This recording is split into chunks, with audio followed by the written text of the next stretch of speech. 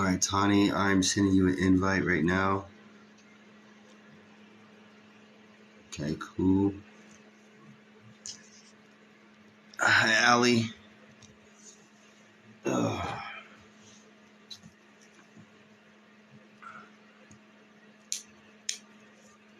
All right, invite.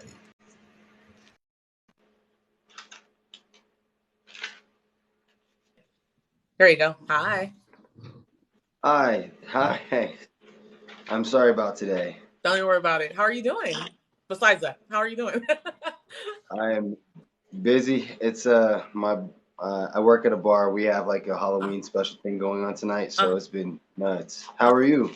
I'm good. I'm good. I live in LA. I'm facing the Hollywood sign. It's beautiful today, but I'm feeling good. Thank you for asking. Nice. So, for those who are watching, guys, this is another episode of the Scare Enthusiast Club Live. Today I have Intuitive Tawny with us. Um, so could you tell us a little bit about yourself? Yeah. So I live in LA, born and raised. I am a paranormal investigator. I am also a certified psychic medium. But what's different or what stands out about me is that I intertwine, sorry, both of them during investigations.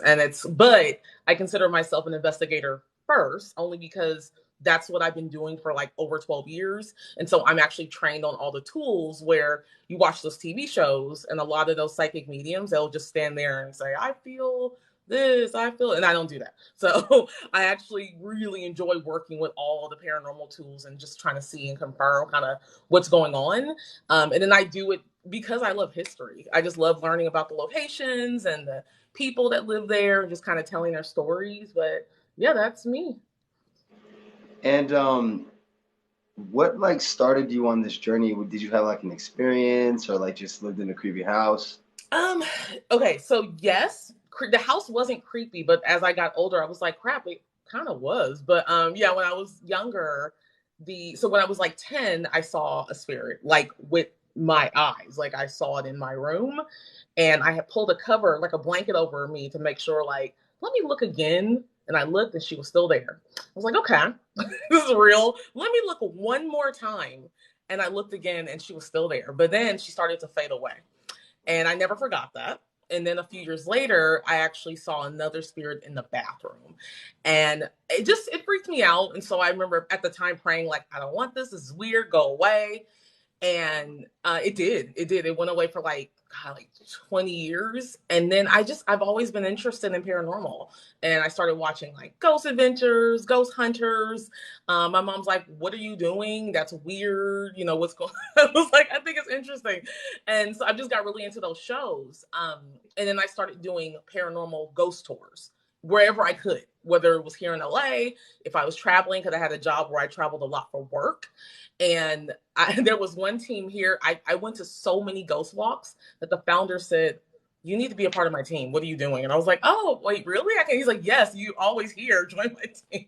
So that's how I started. And that was, oh God, I think like 2009, 2010. And so that's kind of when I Oh, first wow. started. So you've been in the game for a minute because I mean, as we both know, growing up in African American households, they really don't want to do this. They really don't want us to be out there doing that. Nope, at So all. that's awesome that you've been doing that for this long. I didn't even know because I know we had like the Ghost Brothers out on Travel Channel, but Yeah. I knew there had to be other people out there. Yeah, it's hard to find, and I'm just gonna put it out there. Like the Ghost Brothers, I did watch their show, but honestly, I was watching them and I was like, okay, you guys have not been doing it as long as I've been. I was thinking, I was like, I've been doing this for a long time, but no, their show's super entertaining. What I liked about them is that they did some episodes, I think, in like the South, and they were doing plantations, and I've always wanted to investigate a plantation, so I thought that was hella cool. But you are right, it's not typical. A lot of people are like, oh, okay, not only are you African American, but you're a female. I'm like, yeah, who cares? Like, I like being different. I don't care. But yeah, and that's what it stands out. In addition to being that investigator, they're usually also shocked that I'm an intuitive, and so they're like, oh, okay, I haven't seen that before. And I'm like, yeah, cool. So, and then the whole tools, whereas I whip out those tools, and they're like, oh crap, you're. I'm like, no, I've trained. This is what I did first. was using the dowsing rods, the REM pods, the K2 meter. This, you know, I've done like that's what I like to do. I just don't want to be a useless medium standing there using my hands trying to feel what's going on in the space. It's not fun. So. Right. So, what would you say then is your favorite tool to use? Oh God. Oh, my favorite is the spirit box scanner. And for those that are watching it, they're like, what is that? There's a lot of different versions, as you know. I know on Ghost Adventures, I think Zach uses the SB7, I'm not sure. But yeah, the spirit scanner, I think is the best one because it's like a cell phone. You could just put it in your purse or your pocket. And like my friends and I would go to like the cemetery and I would whip it out sometimes and just see if we get words, sentences, numbers, whatever. I just feel like it's one of the most effective ones because it's not ridiculously hard to use. Nice. Okay. When it comes to how much of a difference is it when you're using your actual intuitive senses versus the scientific, you know, with the tools and the scientific aspect behind it? How Give much me of a difference is that? give me 1 second. I hear music. I want to turn it. I'm back. Can you hear me? Okay. I heard music. I was like, let me turn this off. I apologize. Say it one more time. Um, how much of a difference is it using your intuitive side versus using the tools and the spirit box scanners and K2 meters? Yeah, it's fairly interesting because honestly, intuition, psychic mediumship, it's all energy. That's all it really is. If people want to dig too deep and they're just like, I am all powerful medium. I'm like, yeah, you are, but it's just energy. Like you're just feeling into it. So I a good example, I'll try to make it brief, is I investigated a place in Lake Arrowhead. And the rumor was that the first floor was haunted by a little boy and he was always there. And I think his name was Ryan or something. And I went down there as an investigator with other people using tools saying, this little boy's down here. Nothing happened. None of the tools went off. It was silent. I was like, okay, here we go. Now it's time to turn on the intuitive part. And I didn't tell the other people that that's what I did. And I said, give me a second. Let's find out where he is. And energetically, I felt he was in the bedroom. And I said, there was a room down there. I was like, is anyone staying? Because it's like a hotel too. Anyone staying in this room? And they were like, these girls were like, yeah, that's our room. I said, do you mind if we just kind of go in there and just see what's going on? She's like, yeah. Opens the door. They had ghost tools in that room. They were all going off. And they were like, Oh oh wow. my God. What? And I said, I had a feeling, so my energy was drawn to that room. I was like, so I think not I think, he's in here. And then I kind of kept it going where it's like, okay, the tools are going off. Ladies, I also feel energetically, did you buy him some toys because you knew he haunted this place? Oh my God, we did. We went to the village and bought these toys and put them under. I said, are they cars? Oh my God, we did. So it was like a mixture of Oh actually wow. the tools. And then I kind of threw that in a little bit to just confirm. So that's the best way to describe it. I love that aspect because I don't want to be doing just one or the other, where it's like I only use the tools, which is fine. But then I don't want to just be, I'm the medium and I'm just going to stand here. It's silly. So to be able to intertwine all of it, to me, that's like really investigating. And it makes it a lot of fun. Oh, that's awesome. So then, let me get your opinion on using animals as biosensors. Like, what is your opinion on that? Oh, you know what? I think I know what you're talking about, but what do you mean? Give me a little bit of an example. I think I know what you mean. So I've seen some investigative teams use like dogs, for example, to either try to find an entity or try to Wow. find an area, a thing like things like that, or even if they're just uncovering something that may be Mhm. buried or something that then Okay. sets off paranormal activity. I was wondering, like, do you think that it could be a vital tool that teams should definitely think about sometimes?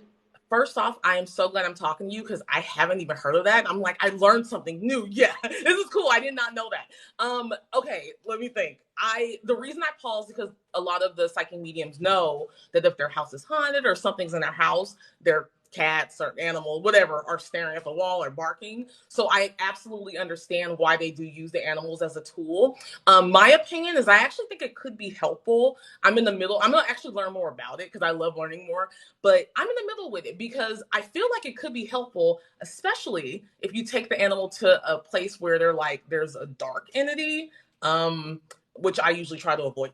Bring the animal, and if they're like growling, but then again, I'm in the middle with it because the dog could just be growling at anything. Like it could be a positive, So, a spirit guide, an angel, a ghost. It could be anything, and they're just like, I'm freaked out. I'm gonna growl. But I guess to answer the question, I think it could absolutely work, and I'm gonna look more into that and just see kind of who's utilizing that, how it's been for them, if it's helpful. I mean, have you used that yet?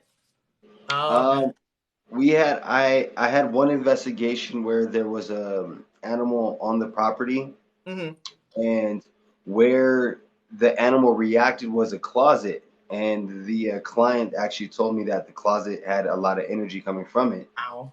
What we didn't know was that it wasn't just that closet, it was the actual hallway as well. Mm-hmm. So when my photographer would take a picture down the hallway, literally it just looked like all of the light was sucked out of the photo, and you could barely see where the light was itself, like the actual light.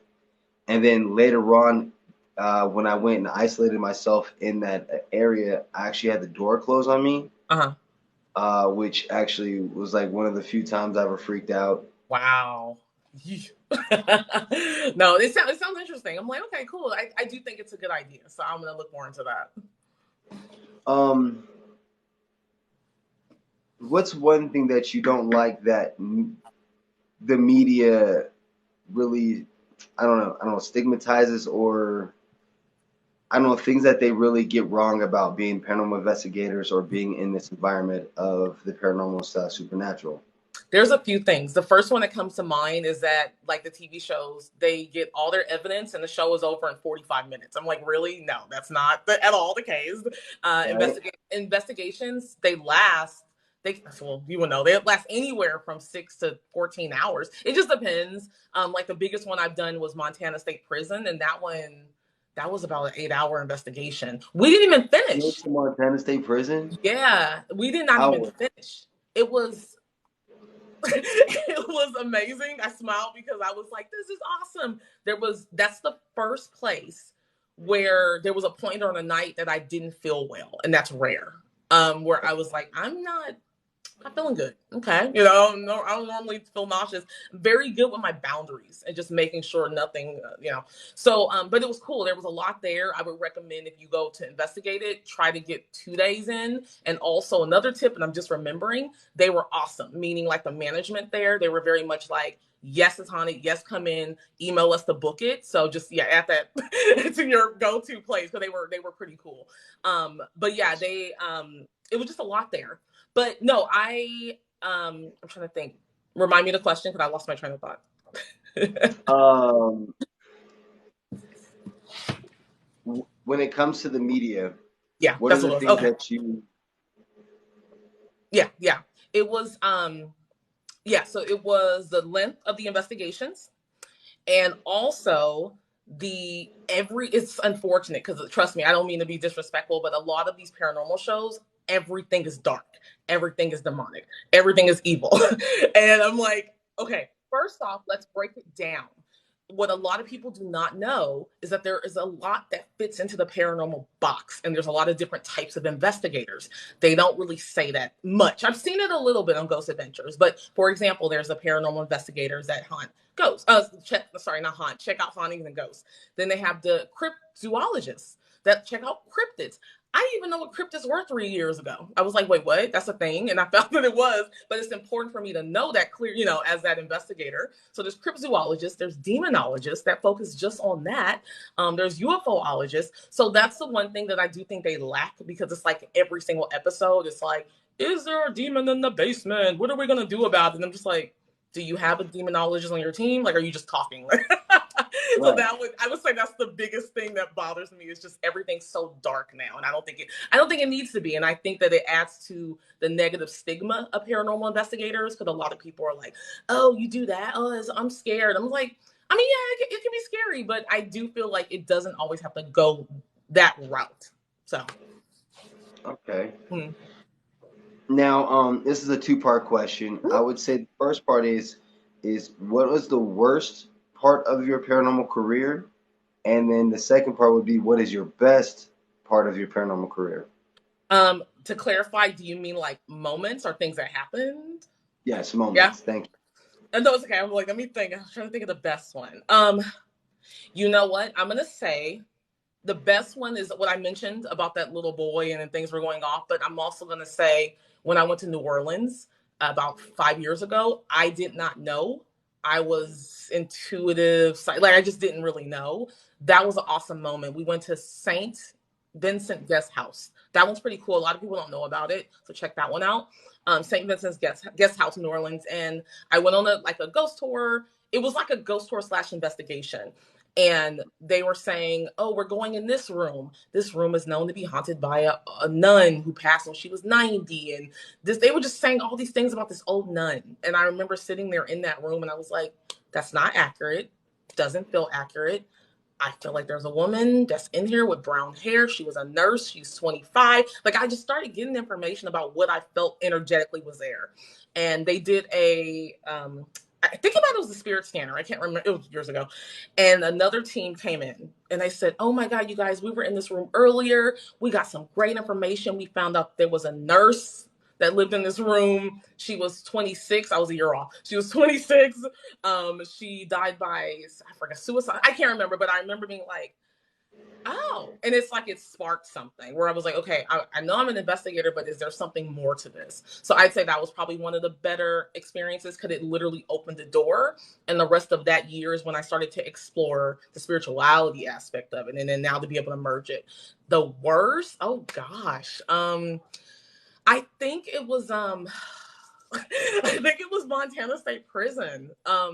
Because so you do the research on the prison.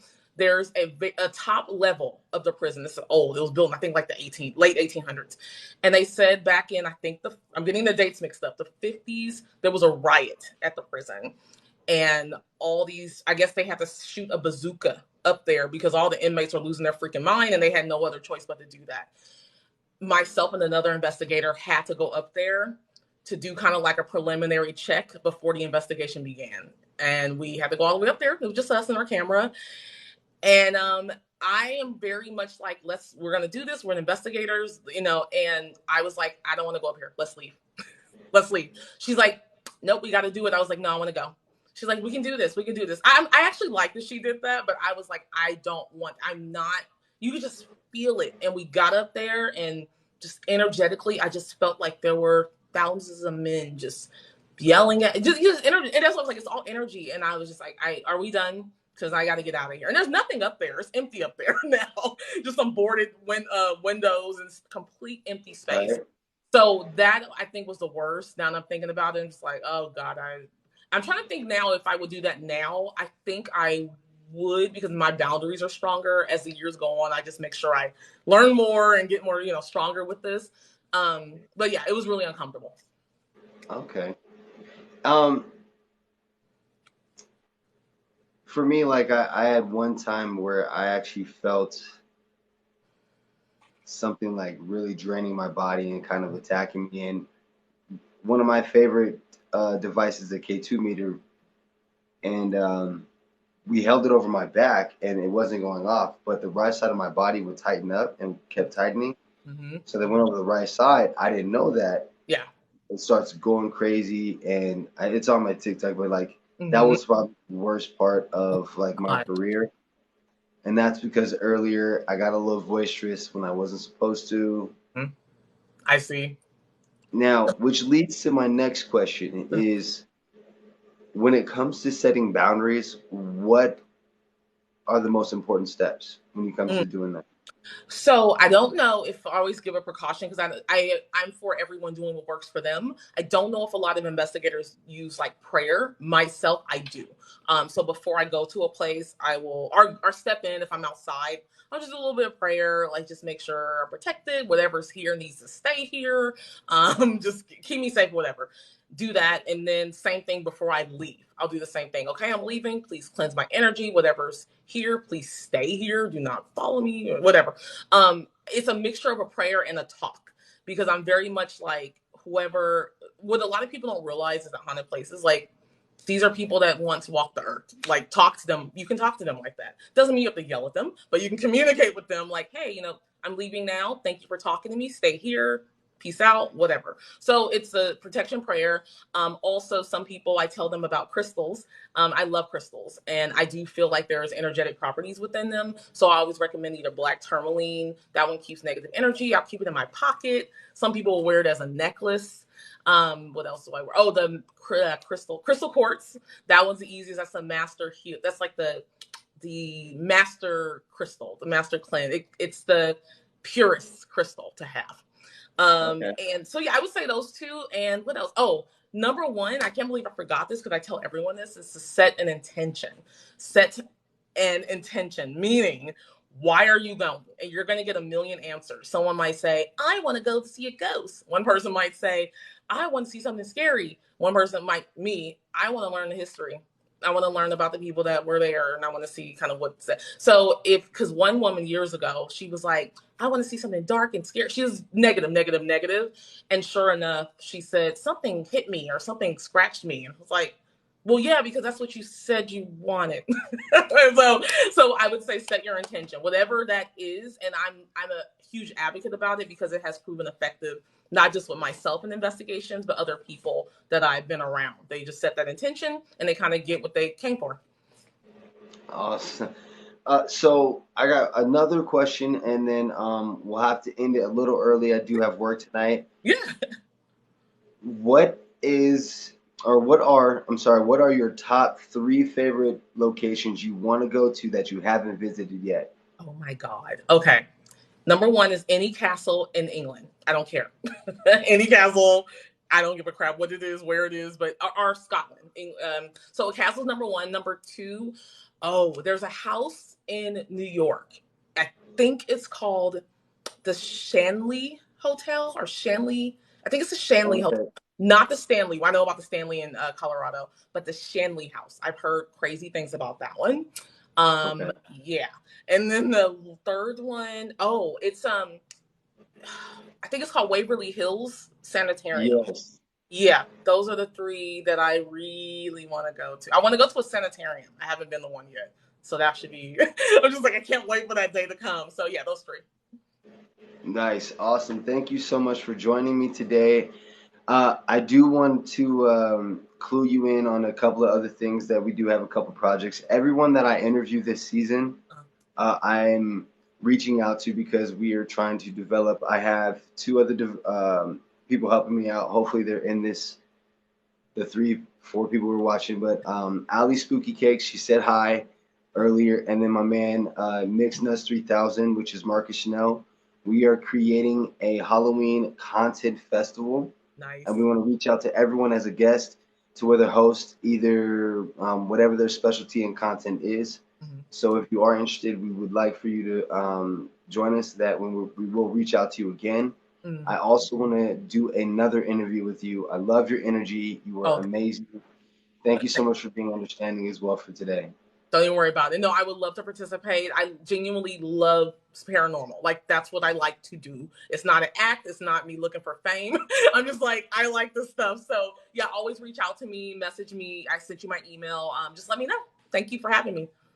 Thank you. This episode will also debut on YouTube in 2 weeks.